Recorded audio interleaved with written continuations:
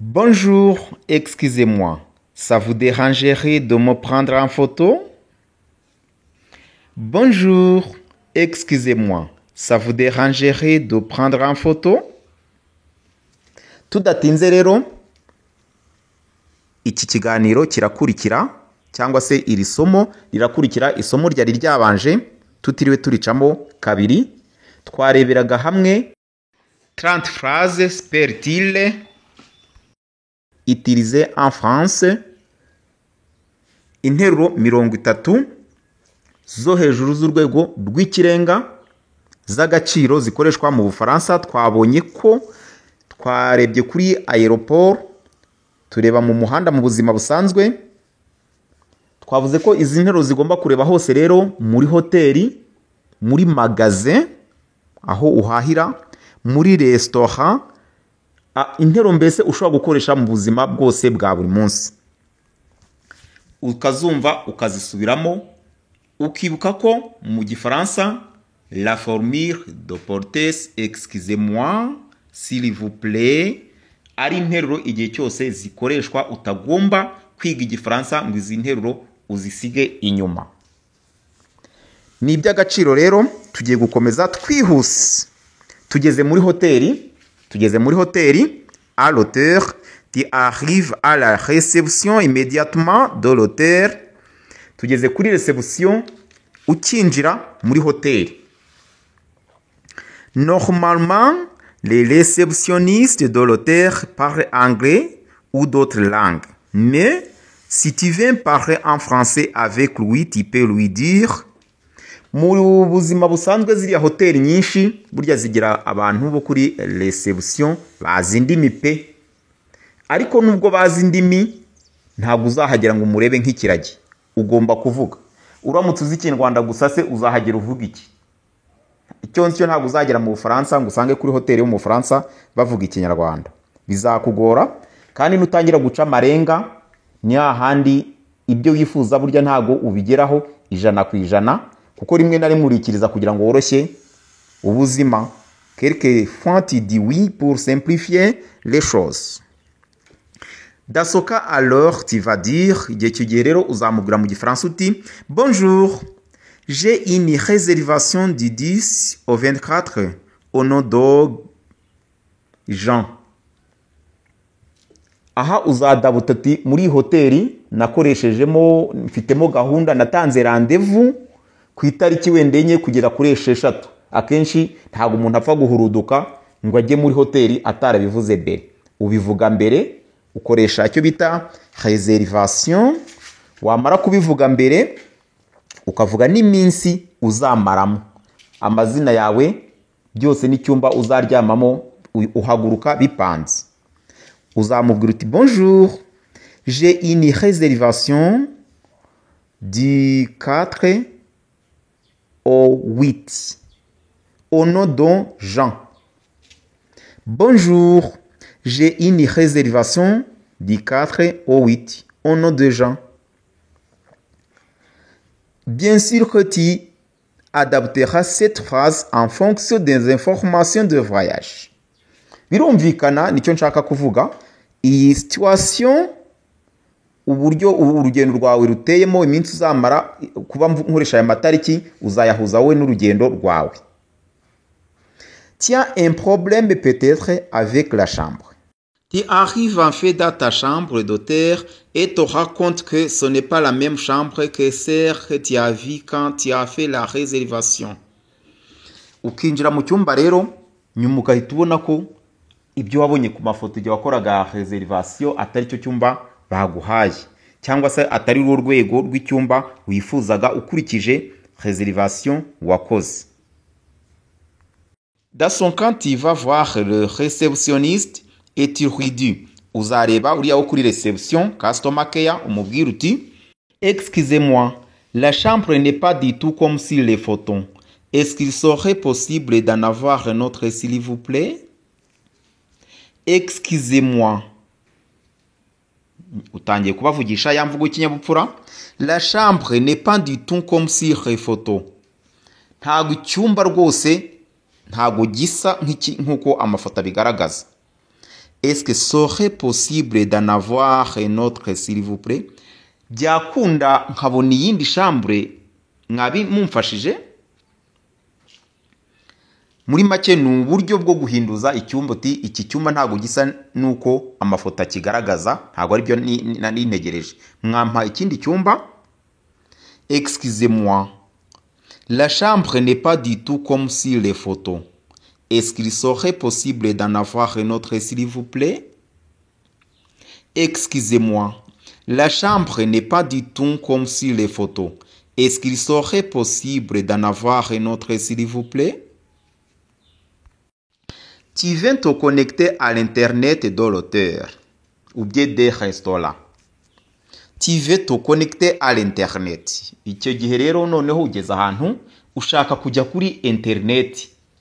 Ugiye kuri internet uraca mu zihe nzira kugira ngo wiconnecte kuri internet ya hoteli kandi utazi code yaho. Est-ce que je pourrais avoir le code du Wi-Fi de l'hôtel, s'il vous plaît? Est-ce que je pourrais avoir le code du Wi-Fi de l'hôtel, s'il vous plaît? Ese nabona umubare banga wa internet ya hoteli mumfashije? Ya discipline ikoreshwa mu gifaransa. Tukibuka ko ahantu hose hagezweho ubundi baguhaye service muri iki kinyejana cyacu baguha rwose na internet yihuta bimaze kumenyerwa. Est-ce que je pourrais avoir le code du Wi-Fi de l'hôtel, s'il vous plaît? Tu es dans l'hôtel et tu voudrais savoir comment on arrange pour le petit déjeuner. Le petit déjeuner ni ifunguro rya mu gitondo, ifunguro rya mu gitondo kibyuka. Tu veux connaître les horaires du petit déjeuner? Est-ce que l'hôtel te proposera à manger de beau le matin? Demande alors à la réception. Pour le petit déjeuner, comment ça se passe? Pour le petit déjeuner, comment ça se passe? Kubigendanye n'ifunguro rya mu gitondo bigenda bite? Ukababaza. Ugeze muri hoteli ibi ni uburenganzira bwawe bwo kubabaza. Ariko ugomba kumenya amagambo ukoresha. Pour le petit déjeuner, comment ça se passe? Pour ton dernier jour à l'hôtel. Pour ton dernier jour à l'hôtel. Umunsi wa nyuma noneho wawe ugiye kuva muri hoteli. Uzabyitwara muti. Le check-out est à midi par exemple, mais ton train part seulement à 19h30 et tu ne veux pas te promener dans la rue avec toutes tes valises. Bakavuga bati icyumba ugomba kukirekura saa sita, ariko gari ya moshi uri bugendemo iri bugende saa moya n'igice z'umugoroba. Icyo gihe rero kuvuga ngo ibikapu bye byose ntago wakwirirwa ubigendana kandi ushaka gutembera, ushaka ubutembere. Icyo gihe rero uzavuga ngo iki kuri hotel? Est-ce qu'il serait possible de laisser nos bagages à l'hôtel pour profiter au maximum de notre dernier jour en France, s'il vous plaît? Est-ce qu'il serait possible de laisser nos bagages à l'hôtel pour profiter au maximum de notre dernier jour en France, s'il vous plaît? Vous répétez. Est-ce qu'il serait possible?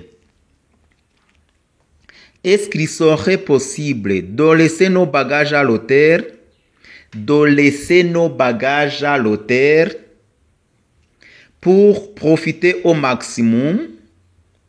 Pour profiter au maximum de notre dernière journée en France, s'il vous plaît? De notre dernière journée en France, s'il vous plaît? Est-ce qu'il serait possible de laisser nos bagages à l'hôtel pour profiter au maximum de notre dernier jour en France, s'il vous plaît? Byakunda ko twasiga ibikapu byacu hano kugira ngo tubashe kubyaza umusaruro ubutembere bwacu hano mu Faransa. Okay. Tugeze muri magaze rero, twari turi kuri hoteli, tugiye kugira ibintu duhaha, tugeze mu iduka. Dans un magasin alors. Naye magambo dushobora kuzakoreshamo. Murabona ko byose ibi ni amagambo yo mu buzima busanzwe, ni interuro igihe cyose umuntu wese yakenera, usibye no mu Bufaransa, no mu gihugu cyose watembereramo, ururimi rwose wajyamo. Izi nteruro ziratwigisha n'uburyo bw'imyitwarire. Hari igihe uba urangije ishuri utari watembera amahanga, ariko umunsi umwe ugakomera mu gihugu cyawe, ariko ukazibona umunsi umwe uri mu butembere ahantu hakomeye. Usibye no kubimenya mu Gifaransa no mu Kinyarwanda, aya ni amagambo, ni ibintu bishobora kugufasha mu buzima bwa buri munsi. Dans un magasin alors, tu cherches un cadeau, ugiye gushaka gift, ugiye gushaka impano. Buriya ni urusirimu niba watembereye ukavaho utuye ukagenda kugira hirya gatoya, ni byiza ko iyo ugarutse wereka umuryango ko wawuzirikanye utawibagiwe. Ni n'uburyo bwiza bw'imibanire. En français alors, évidemment tu vas acheter un petit souvenir à tes proches pour montrer que tu as bien pensé à eux pendant ton voyage. Nibyo nimwe navugaga, un souvenir à tes proches. Un souvenir ni ikintu gituma nyine bavuga bati cya gihe ajya mu Bufaransa yatuzaniye ikintu kiniki. Formule de politesse, toujours la salutation.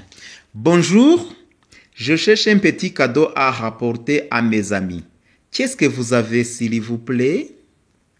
Bonjour, je cherche un petit cadeau à rapporter à mes amis. Qu'est-ce que vous avez, s'il vous plaît? Mwaramutseho, nshaka impano yanashyira umuryango cyangwa inshuti. Mufite iki? Pour donner le prix d'un article, si tu veux connaître le prix d'un seul produit, tu dis, ushobora kubaza noneho igiciro, ushaka igiciro cy'ikintu kimwe ukabaza ati c'est combien? C'est combien? Iri ni ijambo naryo ugomba kumenya. Ou combien ça coûte? Combien ça coûte? Aha nanone ushobora kubaza igiciro cy'ibintu byose ufite, byose biri kumwe, ukavuga uti tu veux connaître le prix total. En revanche, si tu veux connaître le prix de l'ensemble des produits que tu penses acheter dans le magasin, tu dis combien ça fait? Ibi byose nangahe? Byose hamwe nangahe? Combien ça fait? Ou bien ça fait combien? Ça fait birahura nangahe? Ukabirundanya uti birahura nangahe? Ça fait combien? OK. Tu veux faire emballer les cadeaux. Ya cadeau yawe hari n'igihe uvuga uti ndashaka ko nyifunga. Si ce que tu as acheté est un cadeau et que tu veux emballage cadeau, tu dis, ibyo umaze kugura nk'uko twari tumaze kubivuga, niba ari cadeau uzavuga uti est-ce que c'est possible d'emballer les cadeaux s'il vous plaît? Byashoboka kumfungira neza zino mpano. Est-ce que c'est possible d'emballer? Emballer ni gushyira muri ambalage nyine, kwa kuri dutunganya ikintu tukagishyira mu bubiko, ariko kuri ambalage byo ni ya décoration ya ambalage. Est-ce que c'est possible d'emballer les cadeaux s'il vous plaît? En sortant du magasin, niba umaze guhaha ukuzitwara, et n'oublie pas de dire avant de sortir, utarasohoka rwose ukiri kumwe n'abacuruzi, ugomba kuvuga uti je vous remercie, bonne journée, avec un grand sourire. Ndabashimiye, umunsi mwiza, kandi ubivuga useka. Muzabicunge buriya abafaransa inshuro nyinshi, numenye umuntu ko ari umufaransa uzamucunge ukurikire neza. Ntabwo abantu hano cyo kuno umuntu araguze, yamara kugura akakwishyura agahita agenda, nta no kukubwira ati murakoze ntaki, ntabyo. Ayo bafaransa baravuga bati je vous remercie, bonne journée. Akabivuga rwose ubone yasetse, ubone agaragaza ibyishimo. Ça aussi c'est la formule de politesse. C'est comme la formule de politesse, iriya sourire, kuriya kumwenyura aba afite. Twagiye rero, umaze kugura iyo kado, wavuye muri hoteli, ukeneye noneho kujya muri restaurant. Ahantu muri restaurant uzavuga iki? Attends que le serveur vienne te voir. Ukinjira muri restaurant s'il vous plaît. Tegereza ko umuseriveri waho aza kukureba. En France, tu ne peux pas arriver au restaurant et t'asseoir à une table directement. Tu dois attendre que le serveur vienne te voir et à ce moment-là, tu vas lui dire par exemple, buriya mu Bufaransa niko umuco waho umeze, ntabwo umuntu yinjira muri hoteli ngo uhite ugenda ngo nuko wonye intebe uhite ugenda wicareho. Oya, byitondere. Impamvu nta yindi, hari giriya ameza baba bafite umuntu bayiteganyirije. Uko ushobora kumubwira rero n'urugero mu Gifaransa, toujours la portée s'exige. Bonjour, je voudrais une table de 2 personnes s'il vous plaît. Ou bien, bonjour, je voudrais une table de 3 personnes s'il vous plaît. Muraho, nkeneye ameza y'abantu babiri. Azakujyana akwereke aho wicara abone kukwakira. Icyo gihe namara kuguha ameza y'abantu babiri, azakubaza ati, amaze kuguseriva neza, ibintu byose byagenze neza. Le serveur te demande, ça a été? Ça a été? Iri jambo rikunda kugora abantu, uyu muntu yakubaza ati, ça a été? Ukibaza, ambaje ngo iki se buriya? Narambaza iki?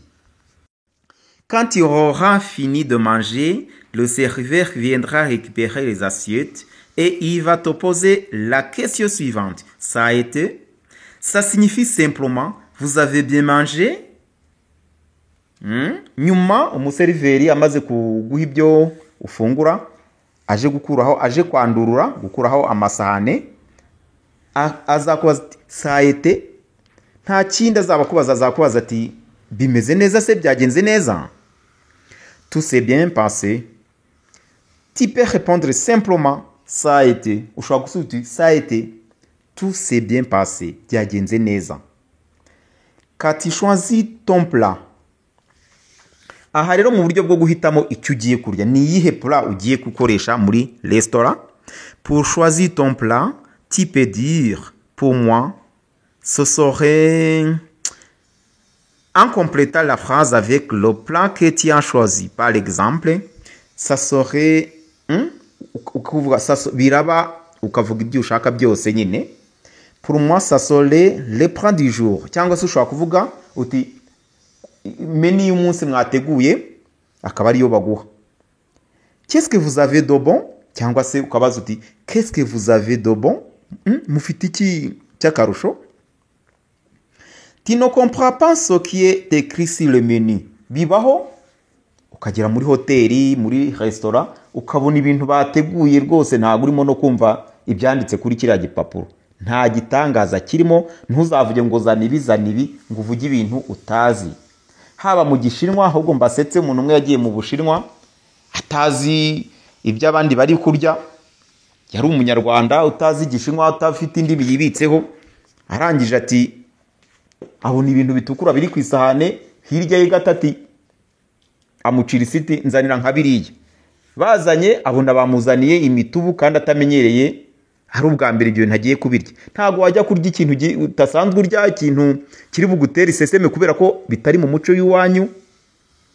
Genda ubaze, baza uti bisobanuye iki ko bino ntabisobanukiwe. Parfois, les restaurants français bien donner des noms créatifs au plat et tu peux ne pas comprendre ce que ça veut dire. Parfois, les restaurants français bien donner des noms créatifs au plat et tu ne peux pas comprendre ce que ça veut dire. Ou encore, tu peux simplement ne pas connaître tous les plats dans le menu. N'hésite pas à demander au serveur. Ni amazina nyine agezweho abantu baba barize mu mahoteli, abize za tourisme murabizi. Na hano mu Rwanda ujya ugera kuri menu ukabona banditse ngo ibi nibi, ya mazina nanjye ubwanjye ngomba kubaza ngo ibi ni ibiki. Yabikubwira ugasanga ni ibintu usanzwe uzi ariko bafite irindi zina baryita. Niyo mpamvu rero ugomba kubuza uti, je ne comprends pas bien ce plat. Pourriez-vous me redécrire s'il vous plaît? Ntabwo nsobanukiwe iyi plat uko iba imeze mwayinsobanurira? Je ne comprends pas bien ce plat.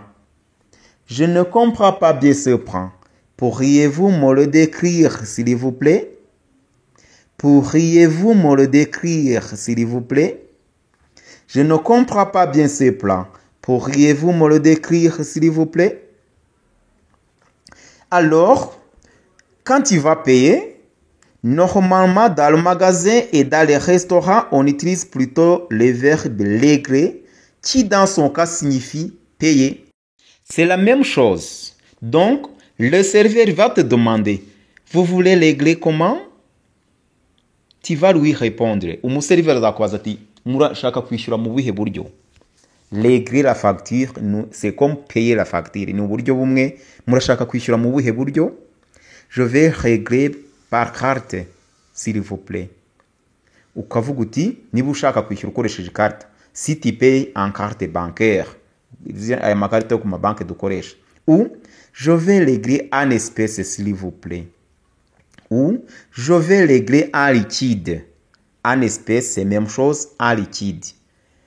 Si tu payes avec de l'argent de ton portefeuille, iyo wishyura amafaranga liquide na amafaranga ubara inoti imwe ebyiri eshatu ukamuhereza n'ibyo twita liquide cyangwa en espèces.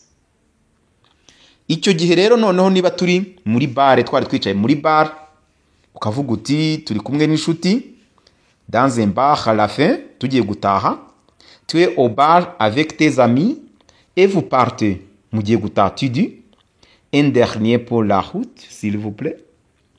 Kavuga uti akanyuma k'umuhanda, reka dufata akanyuma k'umuhanda, inaha tukita agashingura cumu, mu Kinyarwanda ariko bita agashingura cumu. Un dernier pour la route. Ça signifie que tu proposes de boire un dernier verre avant de partir. Ni ukuvuga ko tugiye gufata ikirahuri cya nyuma mbere yuko dutaha. Muri makeya rero nkuko nababwiye, izi ngizi iri somo n'iryaribanjirije ni za nteruro 30 y'amagambo 30 y'ingenzi aremereye rwose ushobora kuba uzi ahantu hose ukahatambuka gitwari. Aba diaspora aho muri hose ndabashuhuje, mbasaba gukora subscribe. Hano twigisha igifaransa, icyongereza. Nshimiye aba diaspora barimo kunyandikira bambwira ko turimo kubafasha cyane. Abandi bati murimo gufasha abana bacu, kuko nubwo mwigisha indimi, uzi igifaransa hari igihe usanga atazi Ikinyarwanda, uzi icyongereza hari igihe usanga atazi Ikinyarwanda. Iyo umwana yumva bavuga Ikinyarwanda neza nkuko tubivuga nkabisobanura mu rurimi azi, biramufasha mu buzima bwe bwo kugira ngo ye kwibagirwa n'umuco w'iwabo. Diaspora n'abandi mwese mudukurikira, mpora mbivuga buri munsi, aho muri hose ndabashuhuje. By'umwihariko aya masomo nyahaye abanyarwanda batembera n'abateganya gutembera, abiga igifaransa, abari mu Bufaransa bo nakarusho. Aya magambo rwose, izi mvugo za politesse, kubyigana buri kanya uko mba nabivuze. Iyo ubyigana, niyo uhuye n'ijambo utumva urisubiramo ukarisubiramo, birizana, ntago uzamenya igihe wavugiye ururimi rw'igifaransa. Kubifuza kureba amasomo yose tumaze gushyiraho nkuko bigenda, urakanda muri logo Smartness Mahwi TV aho imbere, nurangiza ukande ahanditse video, urebe urutonde rwose rw'amasomo tumaze gushyiraho. Ntiwibagirwe aya masomo kuyasangiza inshuti. Tubibutsa ko amasomo y'igifaransa, icyongereza turimo kuyigishiriza mu mujyi wa Kigali, Rubangura House, nyirango nta muntu utahazi. Mwakoze cyane, turi kumwe namwe. Merci de nous avoir suivis.